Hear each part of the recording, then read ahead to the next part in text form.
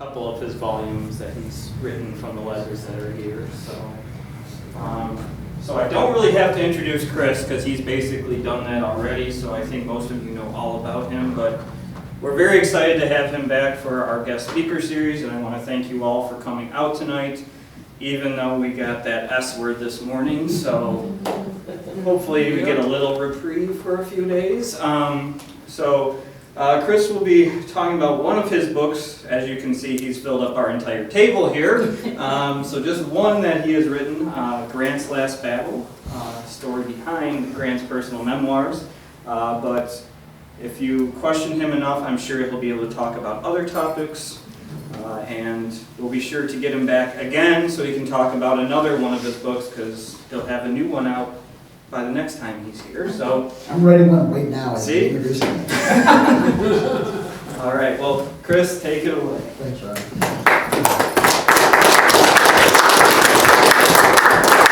And I want to give special props to Ryan because he's been super uber patient as we've been trying to get my schedule to jive with his schedule, and I appreciate him for not giving up on me and just getting the schedules to jive was a challenge. And it's always a pleasure and a privilege to be here, so I'm glad that he didn't give up on me. This is, and I get to speak at a lot of really cool places with a lot of cool stuff, and be at this particular museum, which is just a gem for the size of the facility. This is a tremendous collection that tells a tremendous story, a great resource, so it's really a privilege to be able to be here amidst all this. By the end of the evening, you'll have to keep me from sitting in the barber chair. Nice challenge. So, a couple other bits of business. I'm with a group of historians collectively called Emerging Civil War. There are more than 30 of us. We come from public history backgrounds, which means that we're on the front lines talking about history with the public. We're not academics talking to each other. We're talking to folks just like you to help you stay connected with what we see as America's defining event, the Civil War that defined who we are as a nation. Because as you guys know, as folks who appreciate history, if we don't stay plugged into our own history, then we fail to learn the lessons that it has to offer us. And we can't benefit from the wisdom it has to share. And so that's why we, as a group of historians, are really committed to this idea of spreading the gospel of the Civil War so that we can learn those lessons from the past. You can join in with us at emergingcivilwar.com. It's a free blog with free content every day, a lot of different writers with a lot of different writing styles, a lot of background. I'll give a shout out to Mr. Pollack here, whose son Kevin is one of my colleagues on the blog. The perfect example of an emerging historian who is just absolutely rock star, and a real privilege to work with. We do have a book series. Several of the books are up here. You're welcome to take a look at it. We have a symposium the first weekend of every August. It's in Spotsylvania County in Virginia on the Spotsylvania battlefield. A couple of our recurring guests are here tonight if you want to ask them about their experiences at the symposium. We're having our 10th annual symposium this coming August, and we're doing it up big. We're about to announce some of those plans coming up soon, so feel free to join us. You can find out details on our blog. We also have a podcast that we do a couple times a month, and just lots of different ways for people to learn about history. I'm going to talk a little bit about a story that's particularly important to me, the story of Ulysses S. Grant writing his memoirs. And I wrote a book about a dude writing a book, which is super nerdy, if you think about it, right? But today we think about Grant as kind of one of these great marble figures of American history.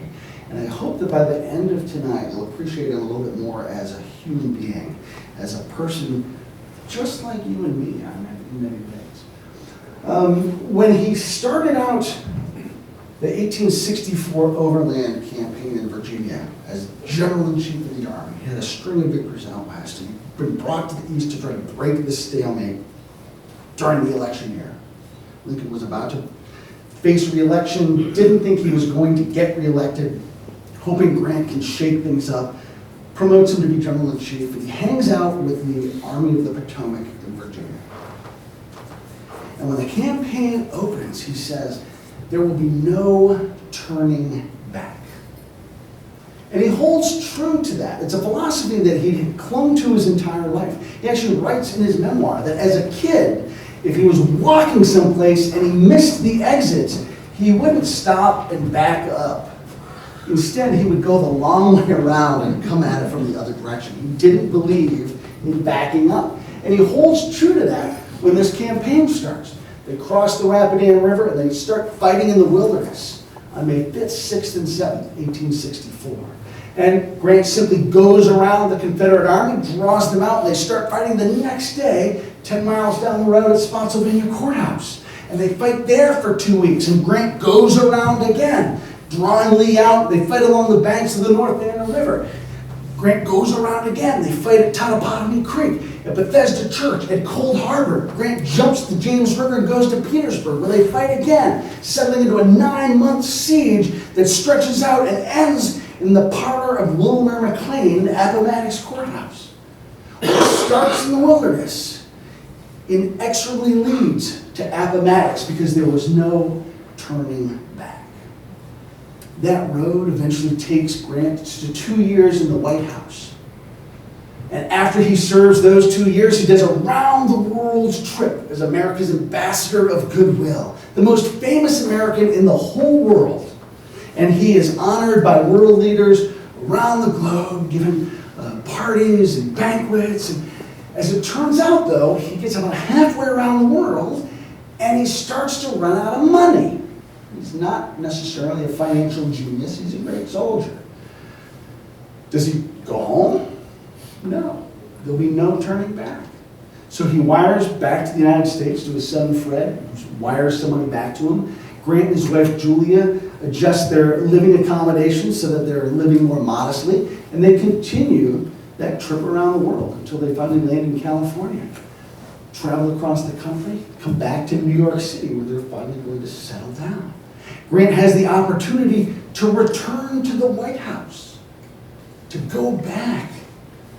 But his political operatives bungle his nomination on the floor of the convention. James Garfield will eventually get that nomination and get elected president. And Grant says, it's probably just as well. Been there, done that, no need to turn back. So then he gets a lot of offers to write his memoirs. Instead, he has one of his former staff officers, a man named Adam Badeau, who will write the 3-volume military history of Ulysses S. Grant. And Grant says, it's all in Badeau. I don't need to write my own memoirs. And people keep asking me, you should write your memoirs. It's all in Badeau. No need to look back at that. And this is how Grant would have lived out the rest of his life, except for a peach. Now, if this was peach season, I would pull one out of my pocket and hold it for you.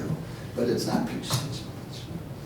But a peach changes Grant's narrative significantly. To understand why, we have to start in May of 1884. It's 20 years to the day when he and the Army of the Potomac leave Culpeper and head to the Rapidan River, where he made that pledge to never turn back. It's a Sunday, and he gets a knock at the door from his business partner, a guy named Ferdinand Ward. Ward is a financial whiz kid. He's known as the young Napoleon of Wall Street. He has been able to cook up some fantastic returns for investors in the firm that he and Grant are partners in, Grant and Ward.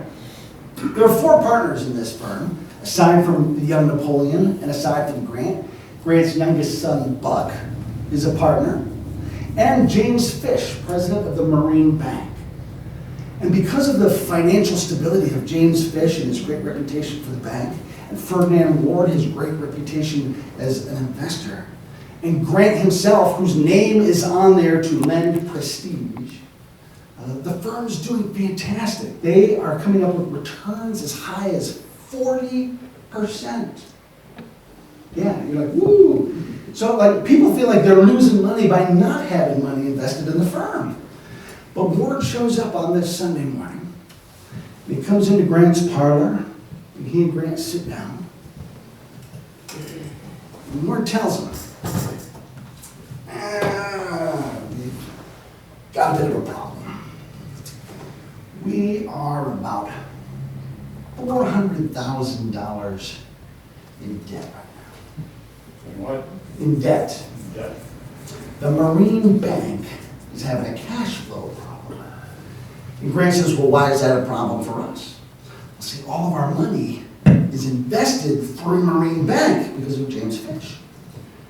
Grant says, okay, so why is that a problem for us? Well, Marine Bank won't be able to open its doors on Monday because it doesn't have the cash. Now, I have gone around and I've come up with about $250,000, but we still need about $150,000 to cover the shortfall. And it's, again, just a cash flow problem. You know, this will all figure itself out. Grant listens. He's trying to wonder what he's supposed to do about it. And Ward says, well, if you could maybe go out and talk to some of your contacts to see if we can come up with $150,000. Grant says, okay. It reminds me very much of that first night at Shiloh, when his army gets driven all the way back to the banks of the Tennessee River after a very hard day of fighting. And in the pouring rain, sitting underneath a tree, Grant's friend William T. Sherman comes up to him. He says, the devil has had his day today. He's pretty shaken up. And Grant just very passively listens, and he finally says, look him tomorrow. And he does, right? He does on that second day of Shiloh. He drives the Confederates off the field. Right? Or I think about that first day at the Wilderness, as fighting is going back and forth and it's raging. And at one point, Lee launches an attack that shakes up the Union staff, and Grant's just been sitting under a tree whittling. And he whittles, and he's smoking cigars, and he's whittling, smoking cigars.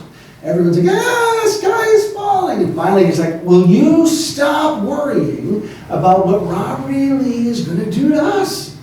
To listen to you talk about it, he is going to hit us on both flanks simultaneously and do a double somersault and land in our rear.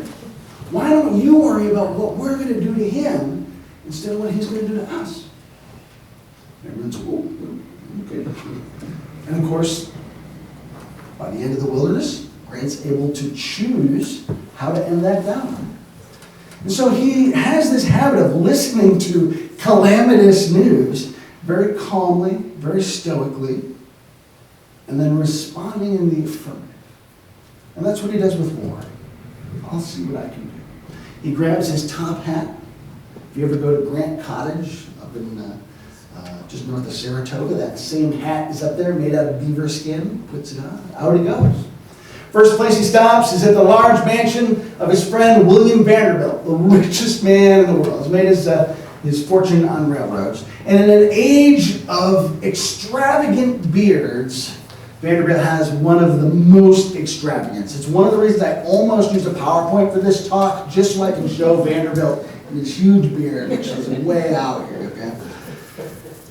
And Grant talks to Vanderbilt and he says, like, here's the problem, here's the situation, here's what's going on with the Marine Bank. And Vanderbilt's like, I don't care about Marine Bank. In fact, I don't care about Grant or Ward. But you, I care about. You're my friend. And Vanderbilt sits down and writes out a check for $150,000 payable to Grant personally. And he says, I consider this a personal loan to you, payable at your convenience. And Grant says, thank you very much. It's a cash flow problem. We'll have it back to you in just a couple days. Thank you for helping us out. And off he goes. He gives the money to Ward. Ward goes off. Everything looks fine. Monday morning comes. Everything seems just fine and dandy. But Grant's son, Buck, feels like there's something fishy going on here. So he goes that night to Ward's house, along with his father-in-law's lawyer. His father-in-law is Jerome Chafee, a United States Senator, who has a lot of money invested in the firm. And so Buck and the lawyer are sitting there, and they asked to see Ward, and his wife said, oh, he's not here right now. Well, can we wait for him? I guess so. And they just go in and they sit down in the parlor and they wait for Ward's return. And they wait for hours, more than 6 hours. And finally, close to midnight, Ward shows up. He's like, oh, I'm sorry, I didn't know you guys were here. He sits down and he talks to them, and they express their concerns, and he says, everything's going to be fine, but if you don't think so, here, I will write out a check for Senator Chafee's money that he's invested in the firm. You can pay it off at Marine Bank tomorrow morning, everything would be fine. And everyone, Ward and the attorney leave, and they still don't feel like things are okay. And the attorney says, did you notice that Ward was in his bedroom slippers? He was there the whole time, trying to wait him out. And he finally come downstairs and sent him out the door. Well, sure enough, the next morning, the lawyer goes to cash the check, and Marine Bank closes. It can't cover its funds.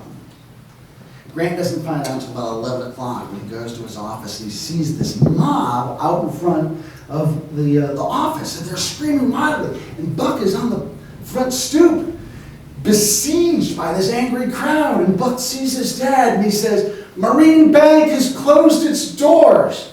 Ward can't be found. He has the key to the safe. The bottom is out of the tub. And Grant is shocked. He thought all this was taken care of. And very quietly, he kind of pushes his way through the crowd, and everyone's yelling at him. He goes in the office, goes up to his second floor office himself, where he sits behind his desk, and he just waits for news. And as reports come in, and the firm is in debt. The firm is millions of dollars in debt.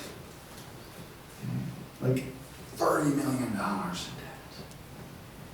And Grant is stunned because he thought he was a millionaire. He thought the firm was doing well.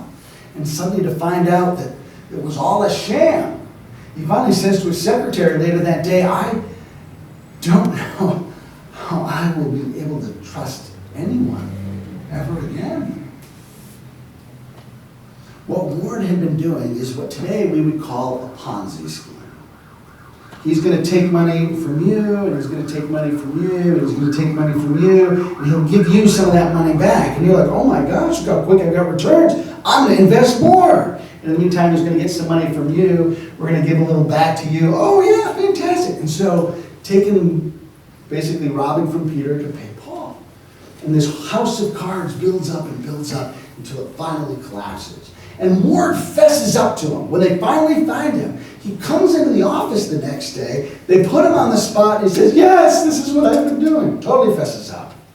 He will end up actually spending 7 out of 10 years in prison in Auburn, New York, just down the road from here. James Fish will be convicted. He'll spend 4 out of 7 years in Sing Sing. Just as a side note before I forget, so Ward will bribe his way out of prison so he can go watch Grant's funeral procession a few months later.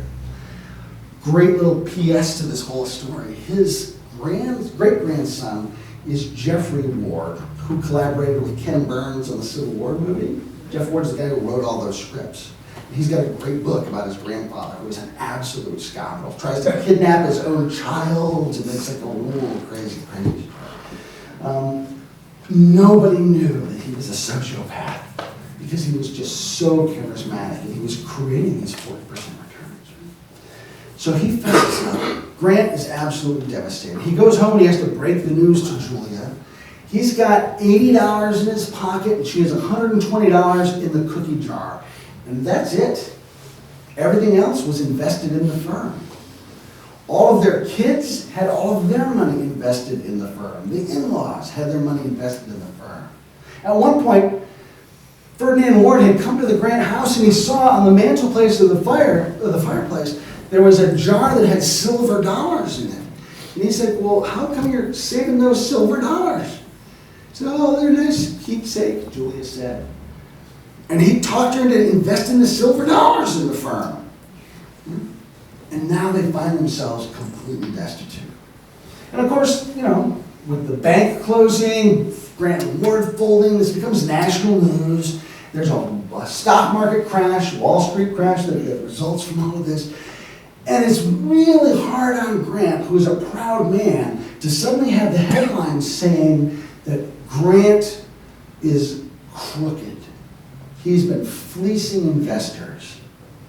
And as the auditors come in and they start checking things out, they realize he had nothing to do with it. His name was on the building because he had prestige to offer. But he would go sit in his office working on pet projects. Ward would show up, here, sign these papers, and Grant would sign it, and off he'd go. And that was Grant's culpability. So then the question is like, oh, okay, so he's not crooked. So is he just inept? Is he negligent? Is he criminally negligent? And these are hard, hard things for a man who saved the country to have to hear. The first bit of relief comes from an industrialist from upstate New York. His name is Alfred Wood. And he sends a check for $1,500, payable for services rendered on April 9th, 1865.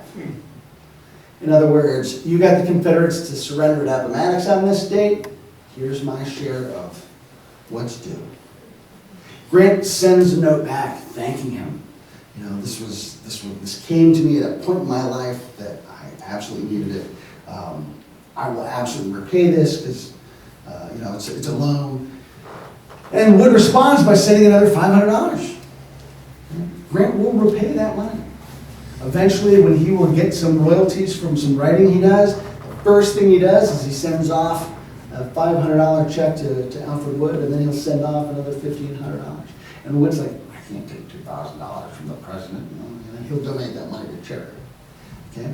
But Grant was so proud he would not accept charity. It's only because it's couched in terms of a loan that he'll accept that money. Other people try to give him money, and he refuses. He gets another $500 from his friend, who's the ambassador from Mexico. The two of them had been working on a railroad project, and after one day, the ambassador just leaves a check on the table in the hallway as he walks out the door.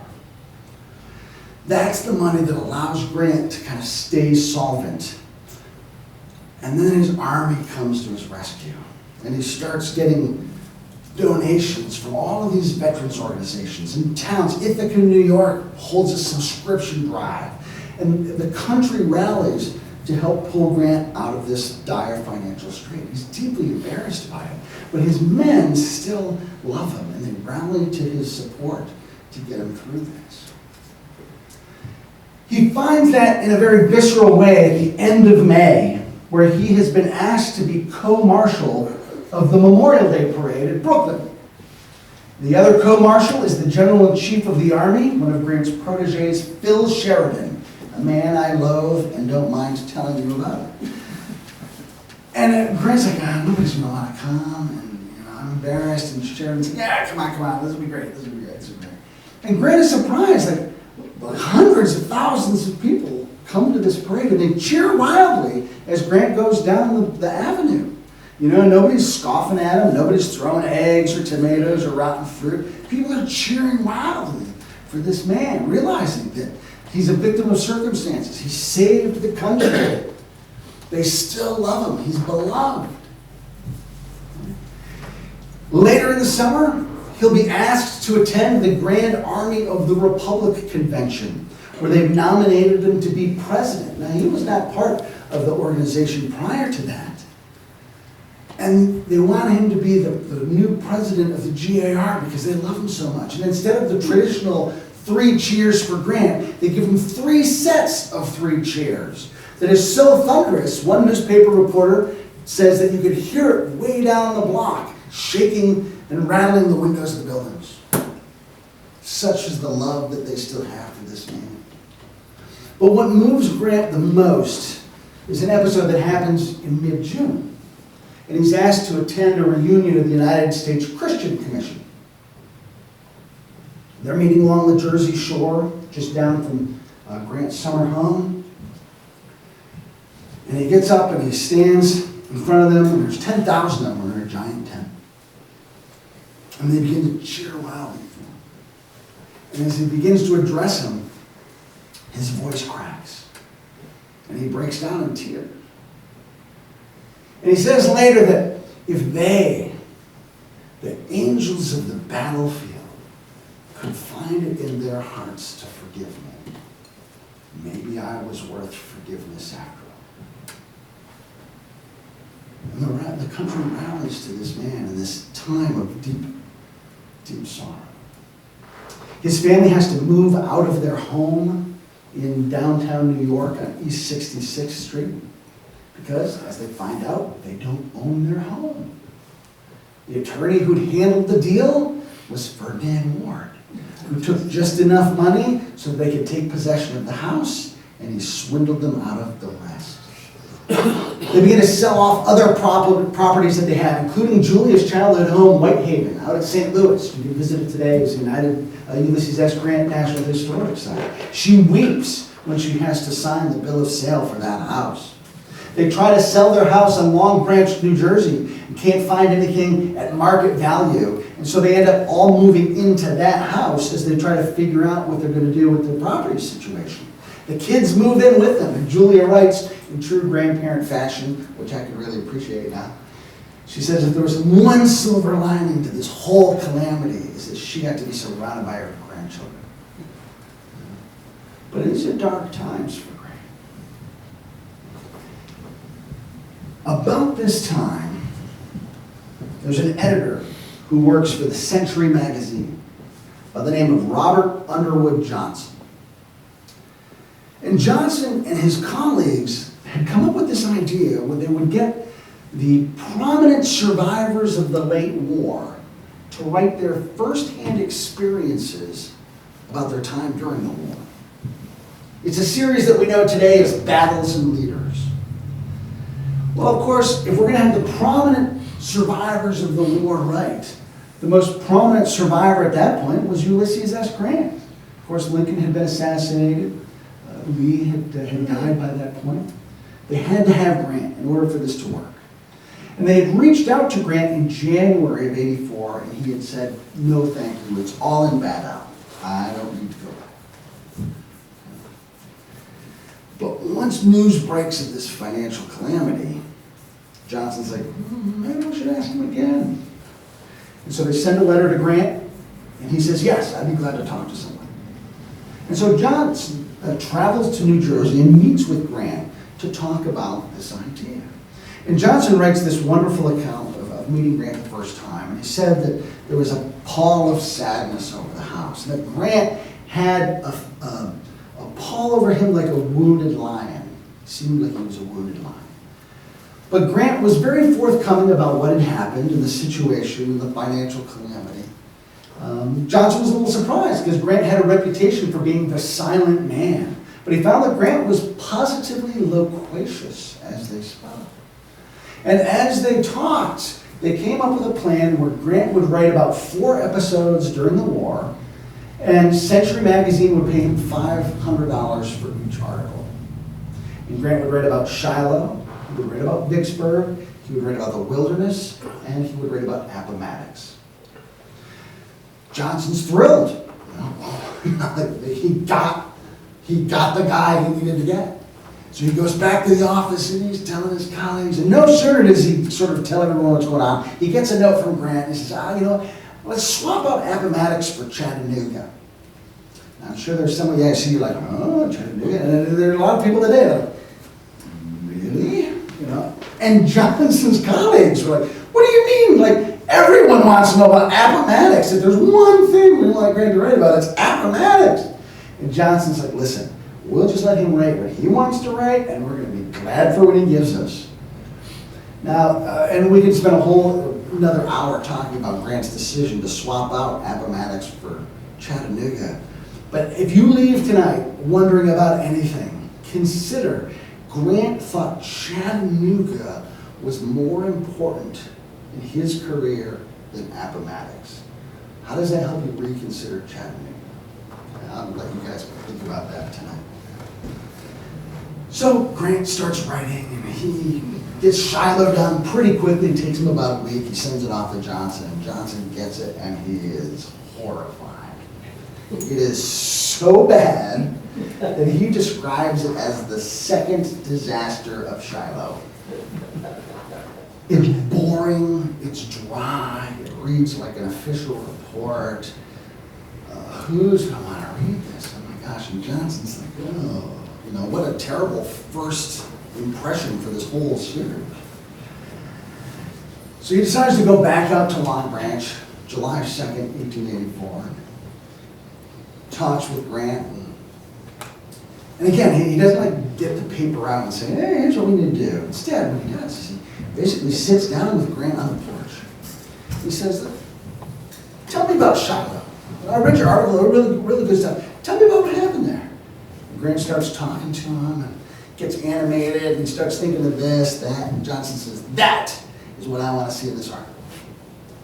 Tell it as though you're talking to someone over the breakfast table. And Johnson says Grant immediately grasped what was wrong and what was required for an article written for public consumption. Johnson didn't have to get that article out of his pocket at all. As soon as they started talking, Grant got it. And Johnson talks about Grant just being such a hungry pupil. He wants to do well. He's excited about this. And so he rewrites this story, sends it back to Johnson, and it's perfect. It needs a couple editing things, but it's exactly the tone and the style that Johnson was hoping for. He's excited. Grant's still a little nervous, though. He doesn't think of himself as a writer. His first time didn't work out so well. So he actually calls his old staff member, Adam Badow. Badow had been a theater critic before the war. In fact, he'd been friends with the Booth brothers in Washington, D.C. He'd come to Grant's staff. Then after the war, he wrote the military history of Ulysses S. Grant. And Grant says, you're the writer. I would really like to be able to have you look at all this stuff before I send it to Century. Badow says, well, okay, sure, okay, I'd be glad to do that. He'll actually move into the Grant's house with them and serve kind of as a secretary with Grant as Grant writes this. And this is how the story would have gone. Grant would be writing his pieces and he'd get excited about it and probably end up like, oh, I want to write more. And he'd go on to write his memoirs. And history would unfold as Grant, the happy writer, gives us some great bit of nonfiction. Except for that peach. Except for that peach. It was early June, and Grant had been out on the porch at the cottage at Long Branch. And he came in, it was just before lunch, and there was on the table a bowl of fresh fruit, Julia later writes. And Grant was particularly fond of the dainties. And Grant, not thinking anything of it, picks up this peach as he's talking to Julie and he takes a bite. Oh, jeez, something stings him in the back of his throat. He spits it out and he starts pacing back and forth and something must have stung him, he says. Oh. And he tries to take a drink of water to wash it out and it burns. Oh, jeez, he can't. Ooh. And Julia's frantic and she'll get a doctor. In a very soldierly fashion, he's like, nah, rub some dirt in it, walk it off, we'll be fine. So he takes a scarf that he wraps around his throat for a little counter pressure. He just goes back out to the porch and keeps writing. And Julia's like, what? By evening, though, the pain hasn't gone away. Grant can't eat dinner. And it continues to bother him over the course of the next few days. And Julia's like, you should go to the doctor. He's like, oh, fine. Finally, she goes next door where their friend George Childs has his summer cottage. He's a newspaper publisher from Philadelphia. And Childs has his doctor visiting for a few days, so Julie goes over and has the doctor come over. And the doctor comes over to see Grant and looks in his throat and, I don't know that I like what I see. I'd like you to go visit your doctor back in New York and take a closer look at that. But in the meantime, here's some stuff you can do to kind of ease the pain. Grant promises that he'll go see his doctor. And the doctor says, okay. Julie goes, oh. Except that their doctor, Fordyce Barker, is in Europe until October. So it's not until October that Grant will finally go see his doctor. And Barker takes a look at his throat. I don't know that I like what I see in there. I want you to go see a colleague of mine across town. A guy named John Williams, or John Douglas, and he's a throat specialist. He'll take a look at that. So Grant goes over to Dr. Douglas's office, and Douglas looks in his mouth. Grant says, is it cancer? Just flat out. Douglas says that he knew that if he lied at that moment to Grant, he would never regain Grant's trust. So he says it's epithelial in nature, sometimes known to be curable. So yes. Takes some samples, sends it across town to a friend of his, a guy named George Schrady, who's a cancer specialist. Doesn't tell Schrady who the patient is or where the sample comes from. And as Schrady looks at it under the microscope, and he says, these are cells from the back of the throat and the back of the tongue. They're cancerous. And that's when Dr. Douglas says, well, the patient is General Grant. And Schrady says, General Grant is doomed. They don't tell Grant this. Instead, Douglas says, come back twice a day. I'll scrape the cancer cells off the back of your mouth. We're going to swab it with a mixture of cocaine water that'll numb the pain. And we're just going to see if we can treat it topically and see if we can take care of it. And Grant will go dutifully twice a week to the doctor's office. And he doesn't tell Julia what's up. And she's like, where are you going today? Oh, no, we're fine. So finally, Julia and their oldest son, Fred, follow him one day.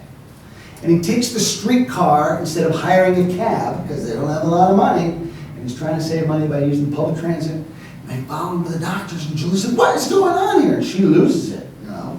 And that's where Grant has to tell her the whole story about what's going on.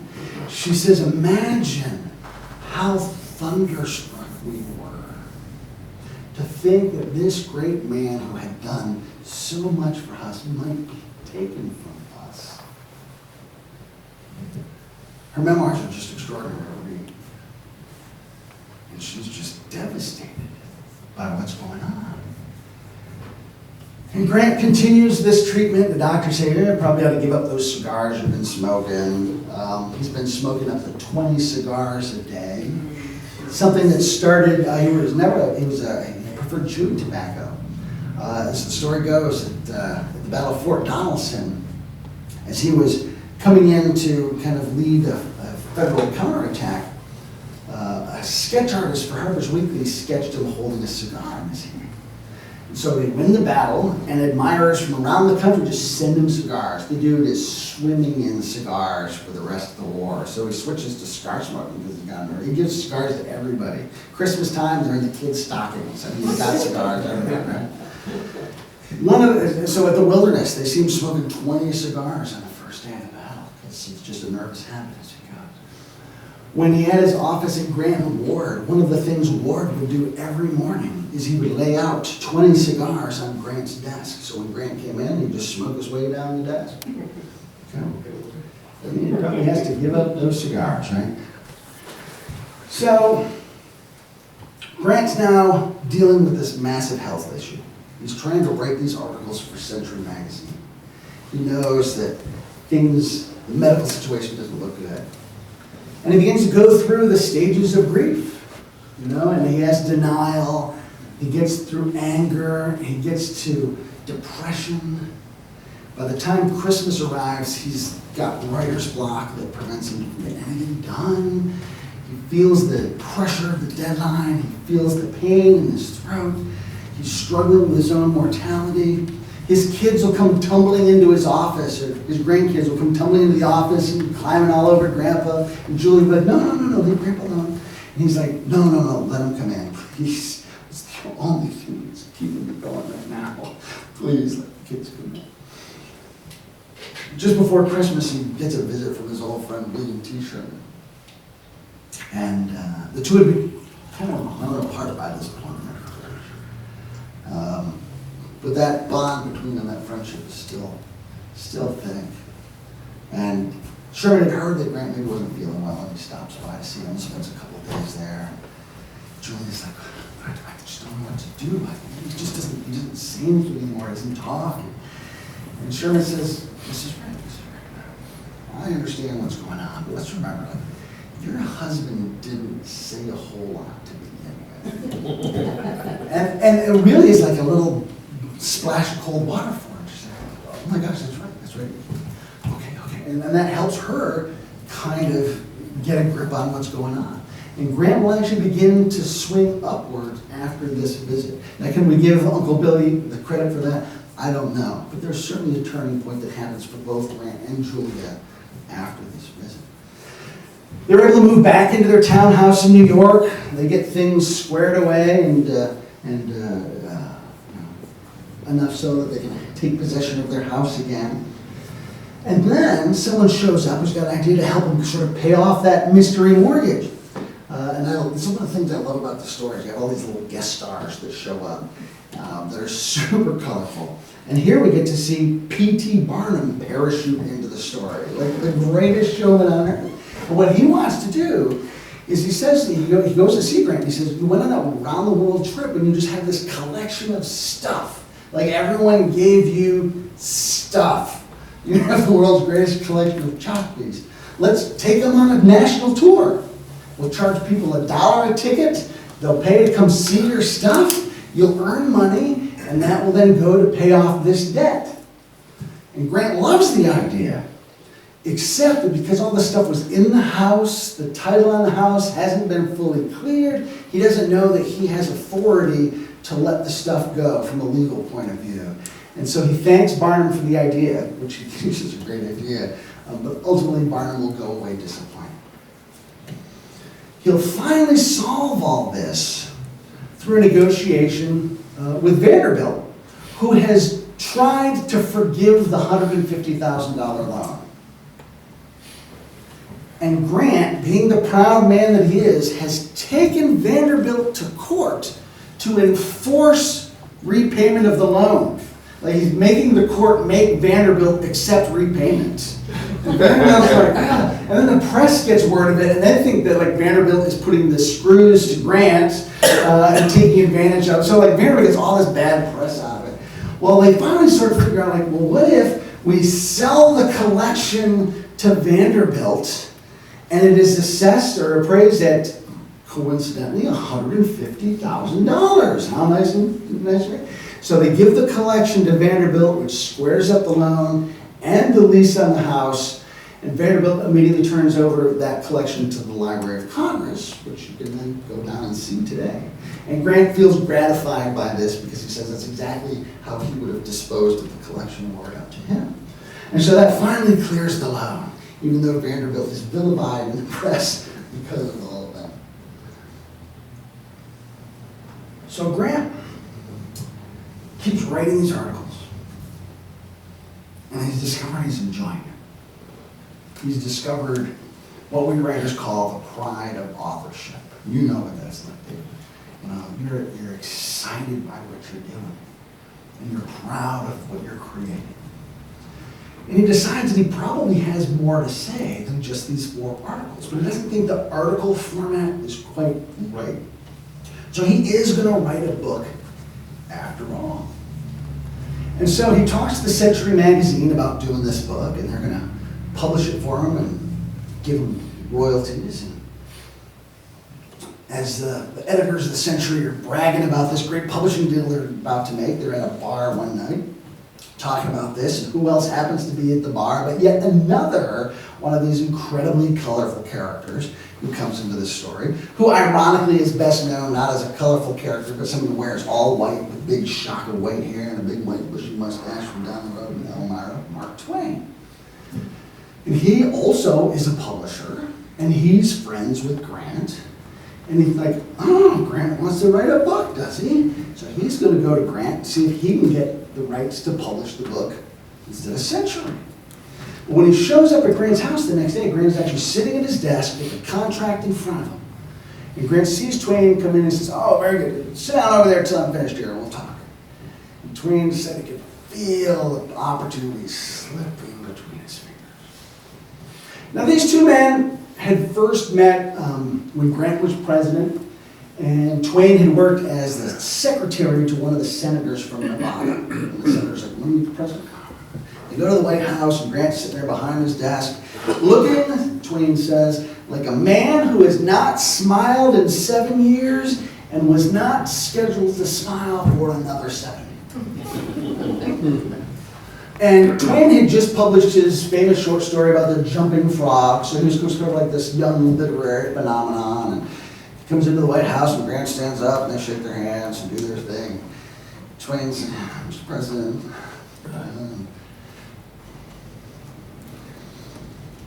I don't know about you, Mr. President, but I'm feeling a little awkward. And he said that Grant cracked just a hint of a smile 7 years ahead of schedule. So Grant finishes his term in the office, he does his tour around the world, and when he comes back and he settles into his office in New York. By that time, Twain has become nationally famous, and his office is up in Hartford, Connecticut. He comes down to the city for business. Being cigar smokers, they start hanging out, smoking cigars together.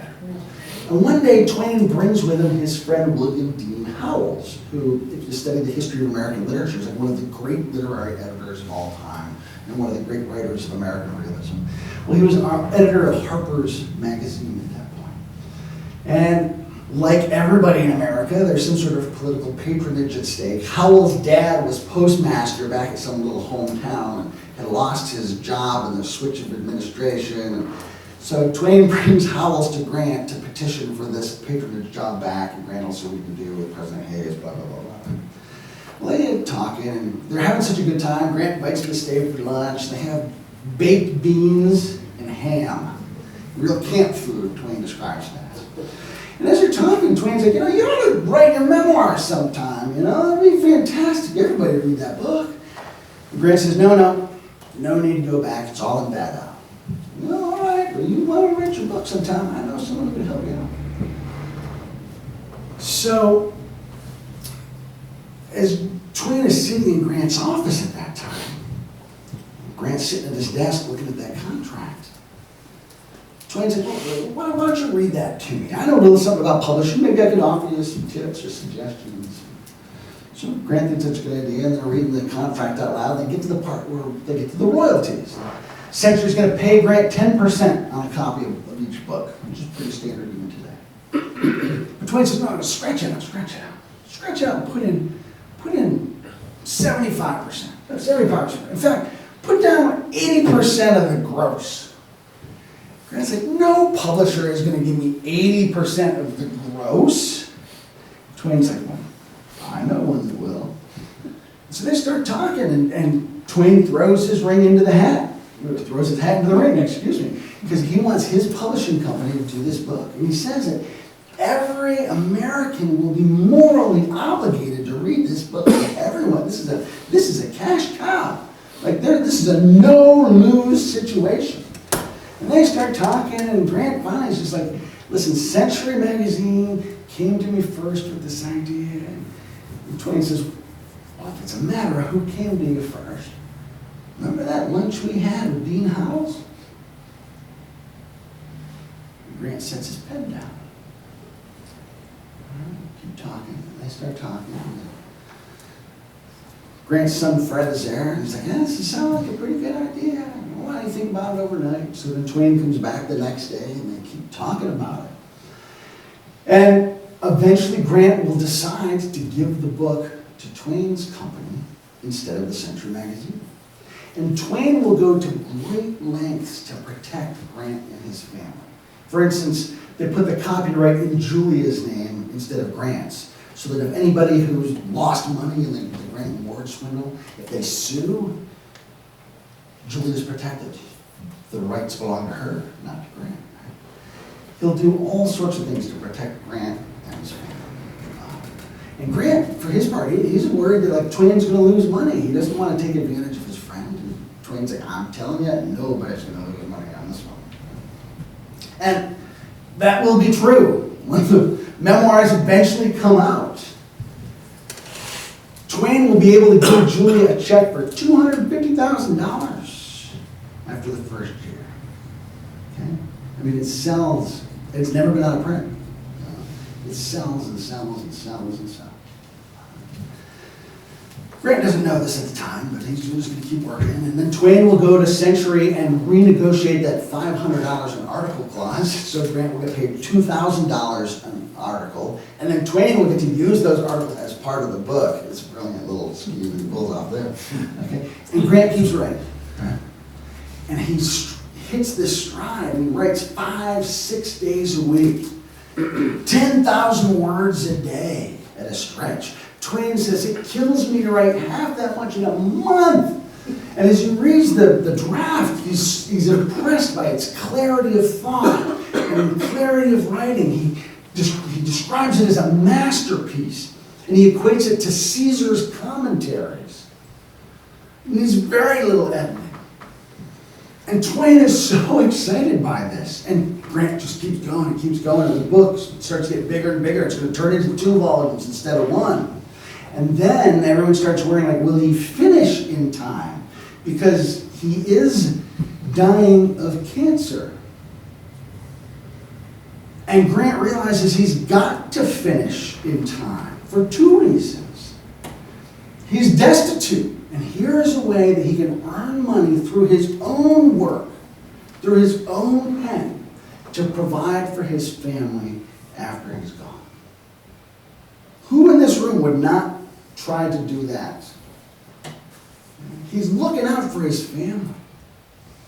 But he's also discovered he has something to say. He won the war, and they have struggled to win the peace. And now he has the chance to try to define what that victory meant for America and for all those men who had sacrificed during that fight. And overall, he thinks the spirit of reconciliation that's sweeping across America is pretty good. You know, good, warm feelings between North and South as veterans come together and talk about their shared experience. But he says the war was about slavery. Period. You know, and all this other stuff that's going on, sorry to tell you, but if we're going to talk about the cause of the war, it has to be slavery. And what does this mean to preserve the Union? And what are we preserving? And what does this new birth of freedom mean? And he is writing and he is loving it. The beginning of March, the new presidential administration is supposed to get sworn in. And there's a bill before Congress to restore Grant's pension. Because up to this point, you know, as a civilian, he is not allowed to have his military pension. And because he's lost all his money in the collapse of Grant War, he really doesn't have a source of income. So Congress wants to reinstate his pension. It's a bipartisan agreement, but there's still some conflict about it, and they get right up to noon on Inauguration Day. And that's when Congress's session expires, and they don't have the authority to pass legislation any longer. And as the Senate is debating it, the clerk of the Senate gets up on a chair and turns the clock back 20 minutes so that they can vote. They bring the House in session, vote, and then they send it off to the new presidents to sign. And that will be one of the first acts of Grover Cleveland's administration, is to restore Grant's pension. So now that notion of how to provide for my family gets alleviated. Congress, like his pension will go to Julia after his death. It's about this time that word breaks about Grant's, the trial coming up, and Grant's got to give a deposition against Ward and Fish, and the lawyers come, and he just lets him have it. Adam Badow sits in on the session, and he says that Grant gave it to him with both barrels. And it's such an exhausting deposition that by the end of the day, Grant actually goes to his room and collapses. And the next day, he can't get up. And doctors are alarmed because his pulse has picked up and his pallor has lightened, and he's having a tough time breathing, and he's starting to cough a lot, and his condition deteriorates even further the next day, to the point that doctors think that, like, he's going to die. Like, this deposition was so stressful for him. And the world begins to hold vigil, and news gets out. And the headlines in the newspapers say, Grant dying. And this is the first time the public really hears about his public health scare. And people begin to hold vigil on the sidewalk outside of his townhouse. And Twain writes in his diary that the whole world held its breath, waiting for the tolling of the bells that would announce the passing of the great man. Instead, Grant has a coughing fit so severe that he hacks up a small piece of flesh the size of a small lizard, his doctor later says. And suddenly he can breathe a little better. The next day, he's feeling well enough to get up out of the bed. And he goes to the window to see the crowd holding vigil. He's able to wave to him. And he's moved that so many people would come to show their concern for him.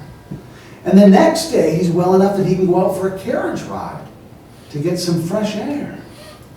And the nation exhales. Grant's time hasn't quite come. But it's the beginning of April, Easter time. Time in the Christian churches of resurrection, and here Grant has come back. It's also the 20th anniversary of Lee's surrender at Appomattox. Grant's birthday is coming up later in the month. And the deluge of mail that comes to Grant as a result of this health scare, as a result of the holiday, as a result of the anniversary, as a result of the birthday, is so overwhelming that Grant has to issue a public statement. Were I even a well man, I would not be able to respond to all the expressions of kindness and concern that you have shown. But please know that I am moved deeply by the expressions you have shown. But the doctors realize it. It's only a matter of time at this point. Summer's coming. Summer in New York will be hot, miserable. They don't think Grant will handle it very well, so they start to make arrangements to move him out of the city. They find a nice new hotel just north of Saratoga Springs, a luxury hotel called the Balmoral, the first hotel in the country with electric lights. And the Drexel family of Philadelphia has their own little private cottage right next to the hotel. And the Drexels give permission to let Grant stay there for the summer. So brand new, they haven't even moved into it yet. So doctors and the family would begin making arrangements for Grant to go. So as April turns into May and these preparations are underway, the arrangements for the Memorial Day Parade are again announced. Instead of going straight up Broadway, the parade will make a detour along East 66th Street. And Grant will stand in the window of his townhouse watching his army march by one final time, offering them a salute, and they will salute to him. It'll be the last military salute of his career. One final little bit of catastrophe happens in this period. Word gets out that Grant is not writing his memoirs, that Adam Badow is ghostwriting them for him. And it shows up in the paper. And Twain goes ballistic, starts to threaten to sue everybody. And everyone turns to Badow. It's like, you need to tell the paper that this is false.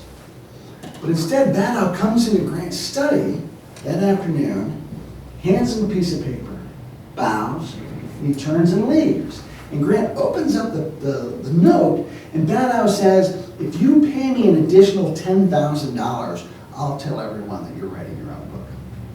It's blackmail, right? And maybe, once upon a time, Grant would have forked over the cash. But this is a man who has discovered the pride of authorship. He loves what he is doing. He has found out he is good at it. He's writing what Twain has called a masterpiece. And that doesn't go to Grant's head, but it does help him realize, as he later says, that he's actually been a writer his whole career. As an officer, he wrote his own orders, and they were widely recognized as being immediately understandable and clear. As president, he wrote all of his own correspondence that was regular for someone of that office to write. He had been writing for years. He just had never thought of himself as a writer. And now that he has been engaged in that, and he does think of himself as a writer, he is not putting up with this nonsense from Adam Badow, a man he respected, a man he thought of as a writer. And the note he writes in response to Badow is marvelous. I wish I had time to read the whole thing to you, but it's basically like, you're an awful human being and nobody likes you and your feet are smelly and they only put up with you because I like you. Your mom doesn't even like you. You deserve to get beat up. And by the way, if there's anything I can ever do for you, don't hesitate to contact me. And it really is. It's like, you're awful, awful, awful. But if I can be of help, let me know. It is.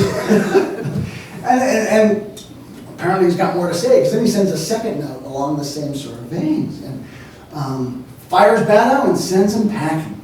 Now, if you just sort of read stuff from this period, Badow will actually write a book about Grant's last days, and he makes it seem like he's in on the death. He's in there for the last scenes. But he had been banished for the last 2 months of it. He writes this book as a way to ride those coattails, and he's successfully able to do so, but he wasn't there. Grant will eventually get another loan from Vanderbilt, Vanderbilt's own private train car that will take him north along the Hudson. It's like a trip back in time, out of the city where he spent his last few years, up the Hudson Valley, past the horse farm where he smoked his last cigar, eventually past West Point where Grant had spent his days as a cadet. The Corps of Cadets come out next to the riverbank and salute him as the train goes by.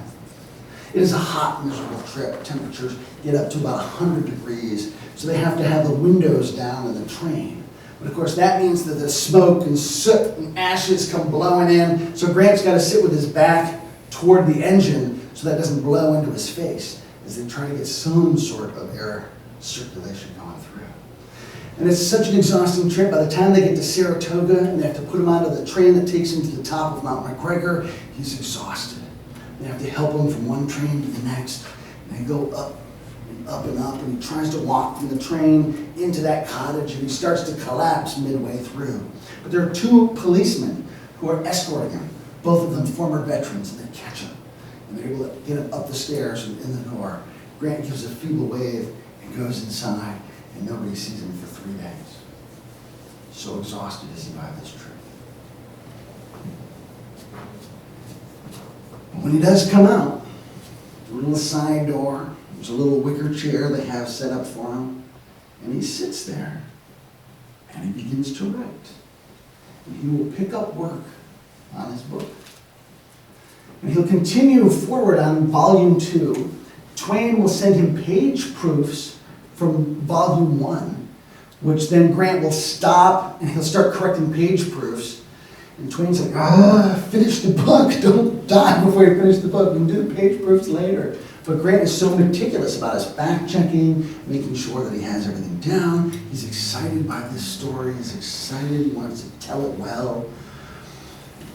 But you can tell as he continues on, there are parts of the war, as he gets toward the end, that he skips over. And in notes that he leaves to his family and to his stenographer, he says, there's more I could write about this, there's more I could write about that. Other episodes and events would suggest themselves to me if I only had more time. But he doesn't have more time. In the foreword to the book, he says, man proposes and God disposes. And there will be episodes in this book that may disappoint the readers. Please know I've done the best I can in the time I have. And he'll keep pushing forward. The other thing that delays him will be the visitors that he gets, people coming up to pay their final respects. Robert Underwood Johnson, the man who lost the book for Century Magazine, comes to pay his respects.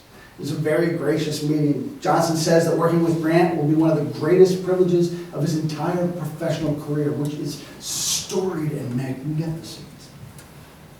My favorite episode is when one of Grant's old friends, Simon Bolivar Buckner, shows up, former Confederate general.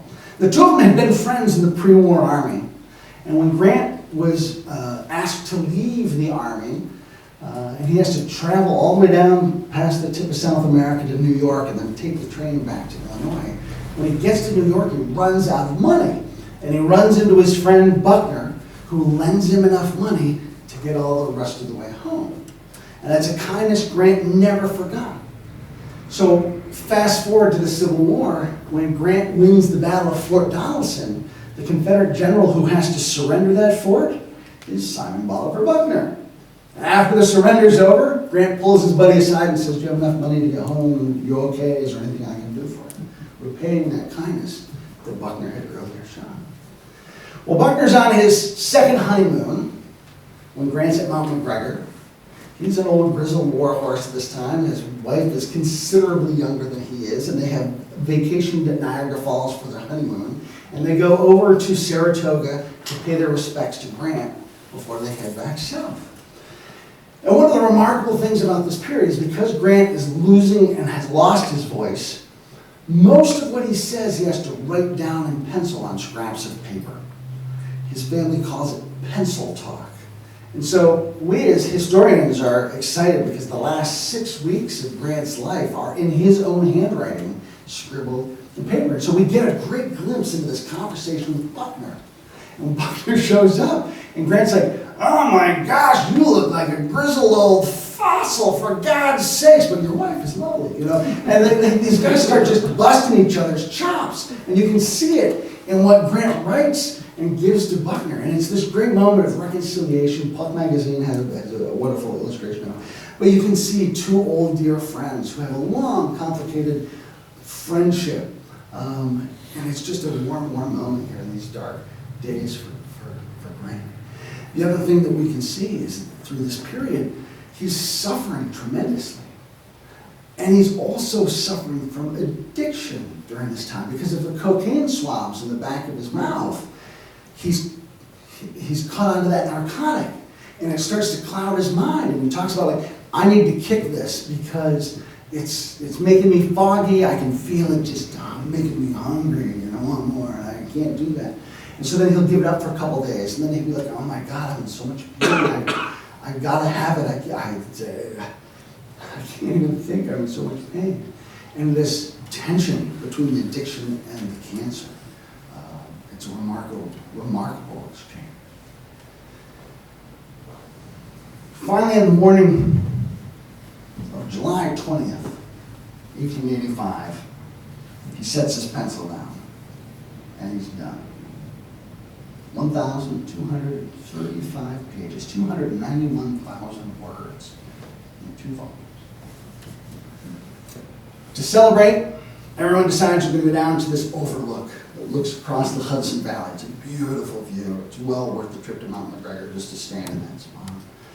But it's such an exhausting trip, even though it's only a couple hundred yards, that Grant asks to go back to the house immediately. So then they try to find a shortcut up through the woods to get him up there. They get lost in the woods. They have to get Grant out of his wheelchair, and he has to stumble across some railroad tracks. They finally get him up there. He's just exhausted. They take him inside. And up to this point, he's been sitting upright in a chair with his feet propped on a chair in front of him. He hasn't been able to lay down because everything going on in his throat, he hasn't been able to breathe.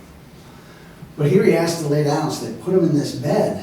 And he's laying there, and he's exhausted, and his pulse quickens, and he's breaking out into the sweat, and he gets peaked, and it's just, everyone's alarmed. And they send word to the family, like, "You need to come up here." A couple of his kids come, his doctors are there. They will hold vigil for a couple days, and Grant very weakly tries to talk to his family, and he's surprised. There's all this fuss over me. And on the morning of July 23rd, one of his doctors, Dr. Schrady, is down at the overlook watching the sunrise. It's a beautiful spot to watch the sunrise. And one of the nurses comes running down. Doctor, you've got to come down. Schrady sprints up the hill to the house, and he gets in there, and Grant's breathing is quick and shallow. And he's just as white as your shirt is. Almost delirious, can hardly even bring himself to consciousness. And the whole family is staying upstairs, and they scramble, and they come down, and they gather around the bed. And if you go up to Mount McGregor, you can stand right next to that very bed, in that very room, and the footsteps of those very people. You can touch the bed that Grant was in. And above the bed, there was a portrait of President Lincoln that the Drexel family had hung on the wall. And further down, there was a portrait of President Grant. And Grant's pastor, a guy named Reverend Newman, talked about the rising sun casting light through a window across the room, across the bed, and onto the portrait of President Lincoln. And as the sun came up, that sunbeam crept its way down the wall until it rested on Grant's face. And as hyperbolic as it sounds today, Reverend Newman talked about the breeze giving the curtain a final rustle, and Grant giving his final breath. And then he was gone. 8:08 in the morning, on the morning of Thursday, July 23rd, 18. Fred, who is there by the bedside, will go over to the fireplace mantle where there's a clock, and he will stop the hands of the clock. That clock is still in that same room above that same fireplace, stopped at the same moment that Fred had frozen his hands. When Grant's finally taken down off the mountain, there's a funeral for him in Saratoga, there's a funeral for him in Albany, there's a funeral for him in New York where he will be laid to rest. Eventually in a tomb constructed near what today is Columbia University. Those heights were a prominent landmark. It was the highest spot on the island of Manhattan. You could see Grant's tomb from everywhere. It's lost in the sprawl of development today. It was the largest turnout for a funeral America had ever seen, even more than Lincoln. But I think the greatest testament was that story he left behind. Those memoirs, which still remain in print today. And if you've never read Grant's memoirs, I urge you to take a look at them because they are clear, they are accessible, they are relevant, they are insightful. Are they objectively fair? Probably not, but that's what a memoir is, right? It's someone's personal experience. And so we see the war through the eyes of one of its most important participants. It is an invaluable story to us. But the best part about it is that he wrote that book to provide for his family in that darkest hour of need. As they faced financial ruin, what could he do to provide for them after he was gone? We are the beneficiaries of the answer to that question. That proved to be the reason Grant found to turn back. And who in this room would not make that same choice? Thank you.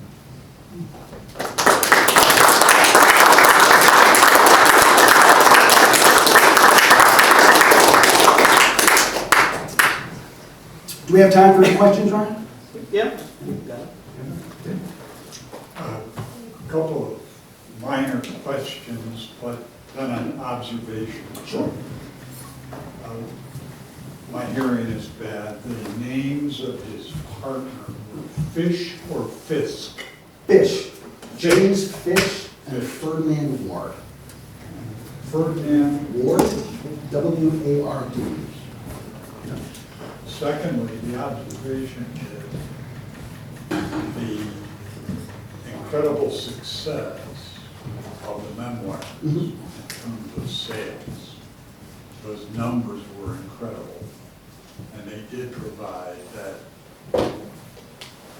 security that he was looking for. But also, the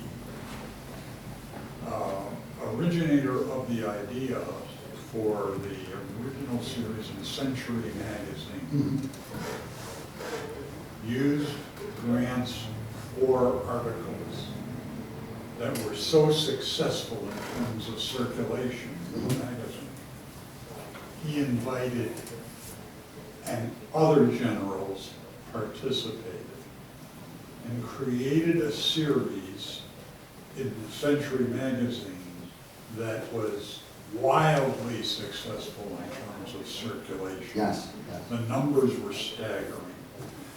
And by the way, there is a volume, a single volume of all of those Century magazine articles called Hearts Touched by Fire. It's 1,000 pages, and it contains every one of the articles. And you can often find the volumes themselves, because it's typically published in 4 volumes. You can find those at a lot of bookshops and book sales and things like that. Hearts Touched by Fire is a good compilation, collection of those. That was the ultimate goal, was to boost Century Magazine's circulation, and it does. and the primary source accounts that we get as a result of that series, I think are just as valuable to us as Grant's memoirs, because you have so many people who ended up writing about their experiences during the war. Great source of stuff to look at. So, yeah. Okay. Other questions? Mark Twain, I mean, that deal that he struck with Grant, I can only imagine, I suspect that he was a tremendous admirer of Grant's and was basically just really trying to do a big solid to Grant, and not necessarily thinking, well, I'm getting a smaller piece of the pie, but I'm going to make it up on volume. Is that your feeling that? Yeah, I mean, like, and here's the other cool thing about this is Twain is also publishing the Adventures of Huckleberry Finn.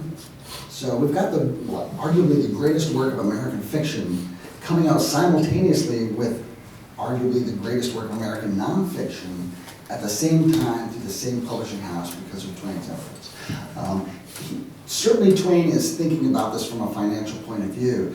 One factor, though, that he kind of does in the execution is he sells it by subscription. So what he does is he trains a whole bunch of salespeople to go door to door to sell copies of this book, and when enough people say they're going to buy it, that's when they finally print it.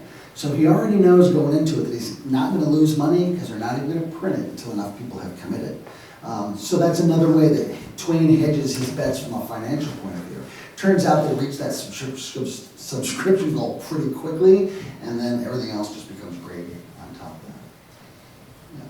Thank you. Yeah, absolutely. Other questions tonight? Did Grant take advantage of the springs, the waters in Saratoga?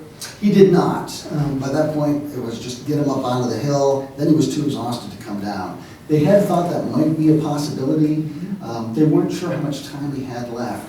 They moved him up there at June 16th. And the idea, first of all, get him on this mountaintop, fresh air. If he hangs on until the fall, maybe we can take him down to the springs, take him down to the horse farms or whatever. But most of it was just get him out of the heat. Doesn't do well on the trip, so they don't really take him down. The family that let him use the cottage, Philadelphia. The Drexels? Rex. Yep, so Drexel What happened University. after he died? They take So it back. they recognize that it's got incredible historical significance because he dies there. So they will actually set it aside as a shrine and preserve it rather than ever use it. So flower arrangements that were sent to Grant after his death are still on display there. The dried flowers that have been preserved, some of them have been coated in wax to be preserved. So you can see the room exactly as it looked on the day that Grant died.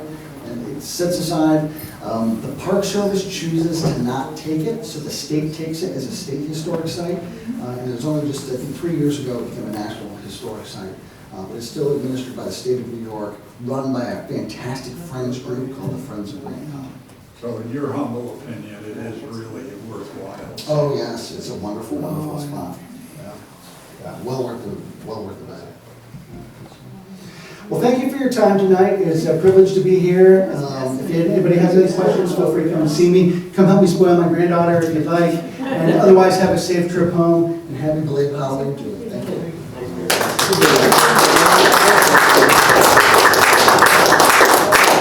Thank you again, Chris. Great as always. Just a little PSA, some upcoming events. We have another guest speaker coming up on Tuesday. Another local author, Stephen Huff. He just wrote a book called Resting Among Us, where he went to the grave sites of authors across upstate New York and spent some time in our area, focusing on some of our local authors here. So he will be here next Tuesday at 7 to talk about that. And then I know everybody's so excited. Wonderland of Trees is right around the corner. November 17th it opens. So in 2 weeks, this place goes from Halloween to Christmas very quickly. So please, stop by for the opening gala. But the trees will be up through the entire rest of the year. So there's plenty of time to come and check them out. So we hope to see you at the events then. We will have some Christmas concerts and things like that going on as well. So still plenty of going on around here even as we get into the holidays. So I want to thank you all for coming, and we hope to see you soon.